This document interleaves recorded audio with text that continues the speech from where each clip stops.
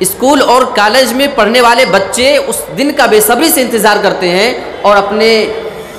عاشق اور معشوقہ کے ساتھ ایک دوسرے غلط طریقے سے معاملات کرتے ہیں۔ میرے پاس سے ایک بار فون آیا، میں کلاس کے ٹائم پہ بیٹھا پڑھا رہا تھا، ایک عورت کا فون بجا، میں نے ریسیو کیا اور وہ مجھے کسی آدمی کا دوست سمجھ رہی تھی۔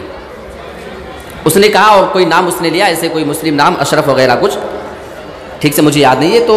وہ بولی کہ آپ اس کے دوست ہیں؟ میں نے کہا نہیں، میں اس آدمی کو نہیں جانتا ہوں۔ وہ بولی کہ میں ممبئی سے بات کر رہی ہوں اس وقت آپ سے۔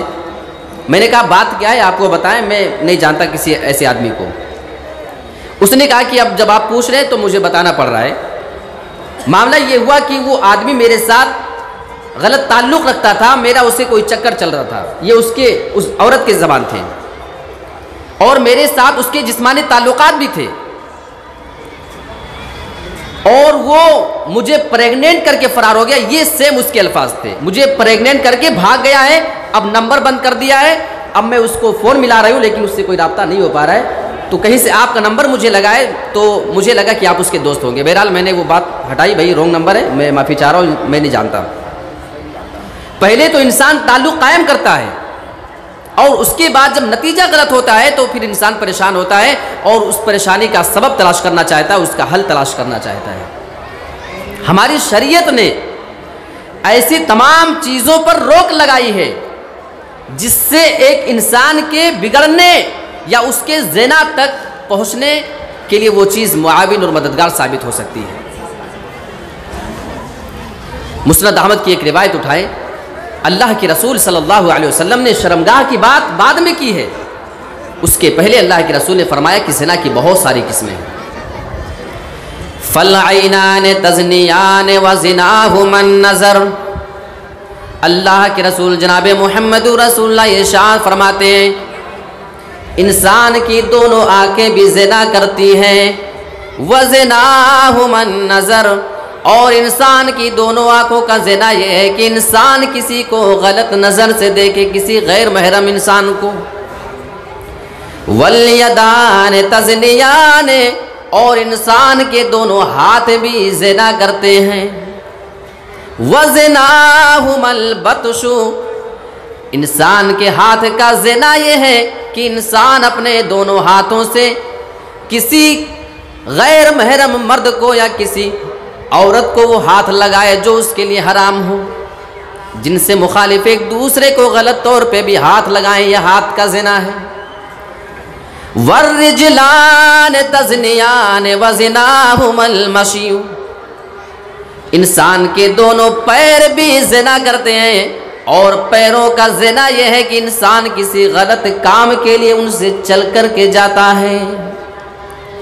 وَالْفَمُ يَزْنِي وَزِنَاهُ الْقُبَلُ، اور انسان کا یہ منہ بھی زنا کرتا ہے، اور منہ کا زنا یہ ہے کہ انسان اپنے منہ سے کسی کو چومے، کسی کو بوسہ دے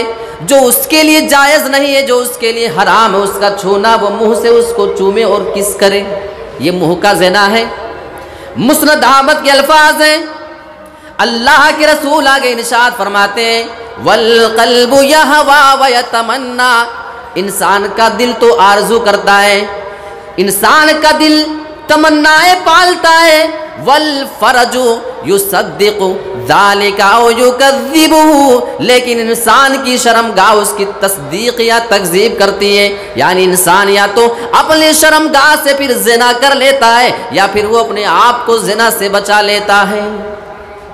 آپ اس حدیث کو سامنے رکھیں، زنا کی بات اللہ کے رسول نے بہت بعد میں لائی ہے، بالکل لاسٹ اسٹیج میں، شروعات آنکھ سے، شروعات ہاتھ سے، پیر سے، منہ سے، کانوں کے غلط سننے سے، یہاں سے شروعات ہوتی ہے زنا کی۔ یہ اللہ کے رسول نے زنا کی ترتیب بتائی ہے کہ زنا ہر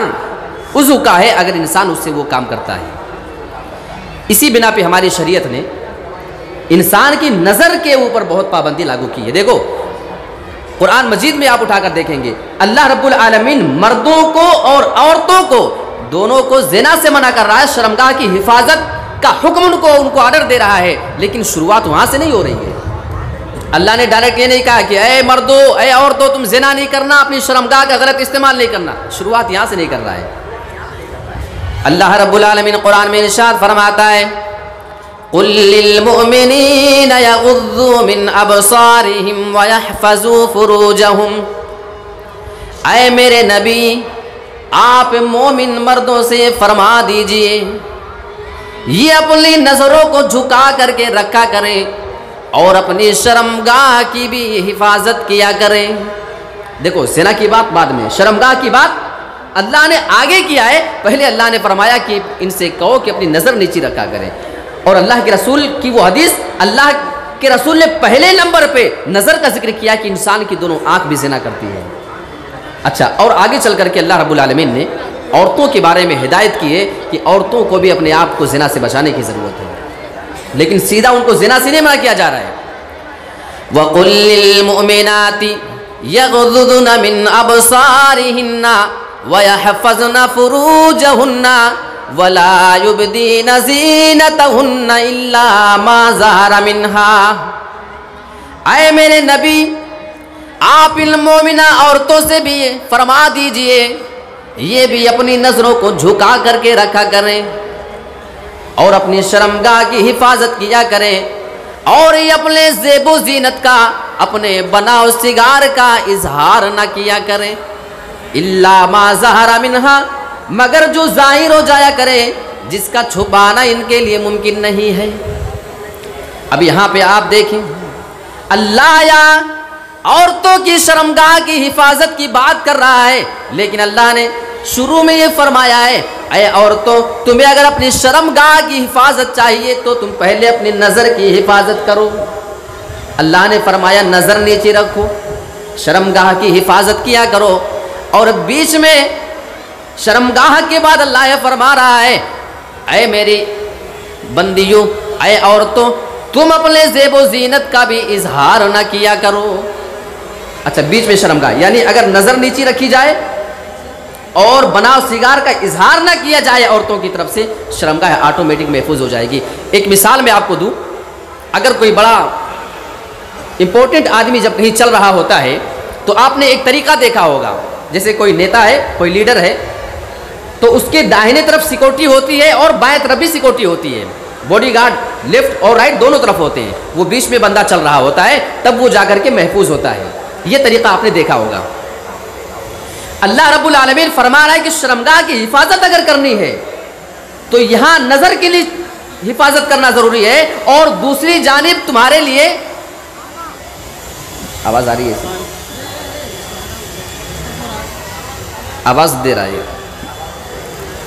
اور دوسری جانب اللہ رب العالمین فرما رہا ہے کہ اپنے زیب و زینت کا اظہار نہ کیا کریں۔ اگر یہاں نظر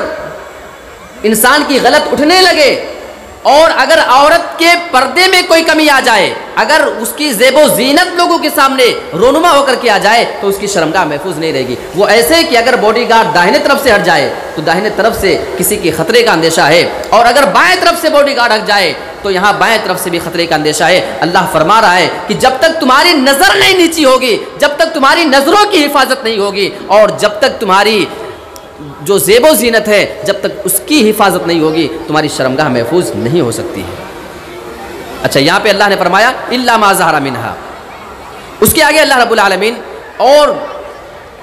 عورتوں کے بارے میں کچھ وضاحت کر رہا ہے وَلْيَغْضِبْنَ بِخُمُرِهِنَّ عَلَىٰ جُيُوبِهِنَّ، اے میرے نبی آپ ان عورتوں سے یہ بھی فرما دیجئے یہ اپنے گریبانوں پہ اپنے دوپٹے اور اپنی اوڑھنیوں کو لٹکا کر کے رکھا کریں، یعنی سر وغیرہ کا بھی پردہ ہے۔ ہمارے یہاں تو کالج میں اور یونیورسٹی میں پڑھنے والی لڑکیوں کو دیکھیں گے ان کے سارے دوپٹے صرف گلے میں لٹکے ہوئے آپ کو ملیں گے، ہماری شریعت اس کی اجازت نہیں دیتی ہے۔ اچھا، آئیے ایک اور آیت لیتے ہیں۔ یہاں پہ اللہ رب العالمین پردے کا حکم دے رہا ہے، لیکن انداز ذرا دیکھیے، ہمیں لگتا ہے کہ پردہ کرنا ہے تو سیدھا سیدھا انسان کو بس حجاب پہنا تو ہو گیا پردہ، نہیں، دیکھو اللہ رب العالمین ایسا نہیں کہہ رہا ہے۔ یا نساء النبی لستن کاحد من النساء، اے میرے نبی کی بیویوں تم عام عورتوں کی طریقے سے نہیں ہو۔ ان اتقیتن فلا تخضعن بالقول، اگر تم اللہ رب العالمین سے ڈرنے والی ہو، فلا تخضعن بالقول، تو تم اپنی آواز میں لچک نہ پیدا کرو، اپنی آواز کے اندر ایسی مٹھاس نہ پیدا کرو کہ کسی کو کوئی ڈاؤٹ پیدا ہو جائے۔ یہاں اللہ پردے کے لیے بات بتانا چاہ رہا ہے، لیکن شروعات انسان کی آواز سے ہے۔ اچھا، ہمارے یہاں جو غلط کلچر اور جس طریقے سے لوگوں کا مزاج ہے، یہ بات تو آپ چھوڑ دیں، ہم لوگ سن 2024 میں زندگی گزار رہے ہیں، 1450 سال پہلے کی بات ہے، اور حکم اللہ رب العالمین نبی کی بیویوں کے دے رہا ہے، حالانکہ اس حکم کے اندر تمام مومنہ عورتیں بھی شامل ہیں، لیکن اللہ کہہ رہا ہے ان اتقیتن، اے میرے نبی کی بیویوں، اگر تمہارے دل میں اللہ کا ڈر ہے تو تم اپنی آواز میں لچک پیدا مت کیا کرو۔ حالانکہ ظاہر سی بات ہے کہ نبی کی بیویاں کسی سے ایسے انداز میں بات نہیں کرتی رہی ہوں گی جس سے بدتمیزی کی جھلک آئے، جس سے کسی کو ڈاؤٹ پیدا ہو جائے، جس سے کوئی مریض دل کا آدمی اپنے دل میں کوئی گمان پیدا کر لے، لیکن اللہ حکم دے رہا ہے کہ تمہارے اس نرم لہجے کی وجہ سے کوئی آدمی تمہارے خلاف غلط امید نہ پال لے۔ اللہ رب العالمین فرما رہا ہے فَيَطْمَعَ الَّذِي فِي قَلْبِهِ مَرَضٌ، کہیں ایسا نہ ہو تمہاری اس آواز کو سننے کے بعد، جب تم کسی سے نرم لہجے میں بات کرو گی، اس کو سننے کے بعد کوئی دل کا مریض آدمی ہے، جو دل میں کوئی غلط خیال رکھنے والا آدمی ہے، وہ تمہارے بارے میں کوئی امید نہ پال بیٹھے۔ وَقُلْنَ قَوْلًا مَعْرُوفًا، آئے اور تو تم جب بھی اپنی زبان سے باتیں کیا کرو تو تم ایک درست انداز میں اس سے پھر بات کیا کرو۔ یہاں پہ بات کرنے کا اللہ طریقہ بتا رہا ہے۔ اچھا، اب آگے اللہ فرما رہا ہے وَقَرْنَ فِي بُيُوتِكُنَّ، اے عورتوں تم اپنے گھروں میں ٹھہر کر کے رہا کرو، تم اپنے گھروں کو لازم پکڑ کر کے رہا کرو،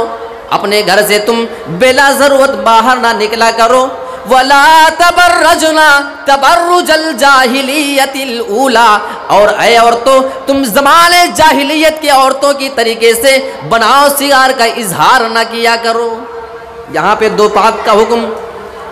وَقَرْنَ فِي بُيُوتِكُنَّ، اے عورتوں تم اپنے گھروں سے بلا ضرورت نہ نکلا کرو۔ آئیے میں آپ کو کچھ پوائنٹ کی بات بتاتا ہوں۔ ہماری شریعت مردوں کے اوپر بہت سارے حکم کو فرض کرتی ہے،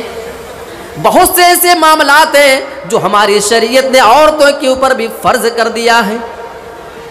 لیکن آؤ ایک نقطہ آپ کو بتاتا ہوں۔ ہماری شریعت نے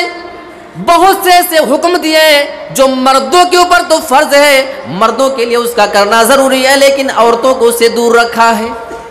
یعنی ہر ایسا کام جو گھر سے باہر والا تعلق رکھتا ہو، جس کام کے لیے عورت کو اپنے گھر سے باہر نکل کر کے جانے کی ضرورت پڑے، ہماری شریعت پھر اس معاملے کو عورت سے ساقط کر دیتی ہے۔ اب آئیے ذرا شروعات کرتے ہیں۔ جہاد ہمارے اوپر فرض ہے، مردوں کے اوپر اللہ نے جہاد کو فرض قرار دیا ہے اگر ضرورت پڑ جائے، لیکن عورتوں کے اوپر اللہ نے پھر جہاد کو فرض نہیں کیا ہے۔ ہاں، اگر ضرورت پڑ جائے، کوئی ایسا موقع ملے پانی وغیرہ پلانے کے لیے، اپنے مسلمانوں کی مرہم پٹی کے لیے جانے کی ضرورت پڑے تو ضرور جا سکتی ہے، لیکن اللہ نے اس عورت کے اوپر پھر جہاد فرض نہیں کیا ہے، کیونکہ یہ گھر سے باہر کی بات ہے، اب یہ گھر سے نکلنا پڑے گا، لہٰذا اللہ نے پردے کو ضروری سمجھا، جہاد کو اس کے لیے ضروری نہیں سمجھا ہے۔ اسی طریقے سے دیکھو، جمعہ کی نماز تو مردوں کے اوپر اللہ نے فرض قرار دیا ہے، لیکن عورتوں کے لیے اللہ نے جمعہ کی نماز کو بھی فرض نہیں کیا ہے، کیونکہ یہ گھر سے باہر والی بات ہے۔ ہاں، یہ اور بات ہے کہ آنے کی اجازت ہماری شریعت دیتی ہے، اگر وہ پابندی کے ساتھ آ کر کے جمعہ پڑھنا چاہیں تو اس میں کوئی حرج کی بات نہیں۔ 5 وقت کی نماز مردوں کے اوپر فرض ہماری شریعت نے آ کر مسجد میں قرار دیا ہے، تمہیں مسجد میں آ کر کے نماز پڑھنی ہے، لیکن ہماری شریعت نے عورتوں کے لیے ان کے نماز کو ان کے گھر میں بہتر قرار دیا ہے، انہیں 5 وقت مسجد کی حاضری کی ضرورت نہیں ہے، اس لیے کہ پھر ایسی صورت میں ان کو گھر سے باہر آنا پڑے گا، تو ہماری شریعت نے ان کو اس فرض سے بھی بری رکھا ہے۔ اور حج کتنا مبارک فریضہ ہے، عمرہ کتنا مبارک کام ہے۔ اگر کسی عورت کے محرم اس کے گھر میں موجود نہ ہو، اس کا باپ، بھائی، شوہر یا ایسا کوئی بندہ جو اس کا محرم ہو، جو اس کے لیے جس سے پردہ کرنا ضروری نہیں، اگر کسی عورت کے گھر میں اس کا محرم موجود نہ ہو تو ہماری شریعت نے اس کے لیے پھر حج کو بھی ساقط کر دیا ہے. اکیلے کوئی عورت حج اور عمرے کے لیے نہ جایا کرے. میرے پیارے ساتھیوں ذرا غور تو کرو, ہمارے اسلام نے عورتوں کے پردے کے لیے کتنا زیادہ خیال کیا ہوا ہے. اب ہماری شریعت اتنی آسانی دے کہ جہاد عورتوں پہ فرض نہیں, جمعہ عورتوں پہ فرض نہیں, 5 وقت کی نماز مسجد میں آ کر کے پڑھنا عورتوں پہ فرض نہیں, اگر تمہارے کوئی محرم نہیں ہے تو حج عمرہ بھی تمہارے اوپر ضروری نہیں. اتنی آسانی کر رہی ہے. اب لیکن ہم اور آپ جو مزاج اپنا بنا رکھے ہیں, ہماری بیٹی کے کالج میں لڑکوں کے ساتھ بیٹھ کر پڑھنا ہماری نظر میں ضروری ہے. ایک ہی یونیورسٹی میں ایک ہی بینچ پر ہماری بچی کسی غیر کے ساتھ بیٹھ کر کے تعلیم حاصل کرے گی, یہ ہمارے لیے ضروری ہے. ہم ذرا اپنا مزاج دیکھیں, ہمارا دماغ خراب کر دیا ہے مغربی تہذیب اور مغربی کلچر نے. ابھی ویلنٹائن ڈے کی میں بات کر رہا تھا نا,